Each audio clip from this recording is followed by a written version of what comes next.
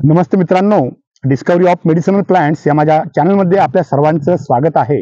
मी ज्या झाडाला टेकून उभा आहे त्याचं नाव आहे वारस।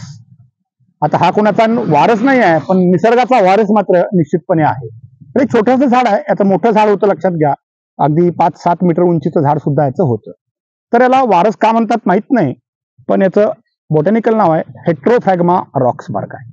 आयुर्वेदामध्ये उल्लेख असणारं हे झाड आहे। याची फॅमिली आहे बिग्नोनिएसी। ट्रम्पेट फ्लावर नावानं जी फॅमिली ओळखली जाते त्यामध्ये याचं झाड येतं। याच्यासारखं दिसणारं रडार मिश्रा झायलोकार्पा नावाचं झाड आहे। बऱ्याच लोकांची गफलत ह्या दोन झाडांमध्ये होत असते, कारण दिसायला बऱ्यापैकी सारखी असतात। त्या रडार मिश्राला खरशिंग म्हणतात, ज्याच्या फुलांची भाजी केली जाते। याच्या शेंगा येतात पण याला चपटे असतात। याची साल औषधामध्ये खास करून वापरली जाते। कोणत्याही स्वरूपाचा त्वचारोग असेल, अशा त्वचारोगामध्ये त्याच्या सालीचं तेल काढलं जातं। खोडाची जी साल असते त्याचं तेल काढतात, त्याला पाताळ यंत्र नावाचं आयुर्वेदामध्ये एक यंत्र आहे।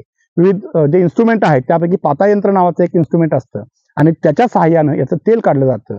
आणि हे अगदी दुर्धर स्वरूपाचे जे त्वचाविकार आहेत, त्याच्यामध्ये इसब असेल, गजकर्ण असेल, नायटा असेल, इव्हन सोरियासिस सारखे जे काही आत्ताचे आजार आहेत, फिजिओलॉजिकल त्याची ओरिजिन असणारे असे रोग सुद्धा आपल्याला आरामात बरे करता येऊ शकतात। तर निश्चितपणे या वारसाची लागवड सुद्धा करू शकता।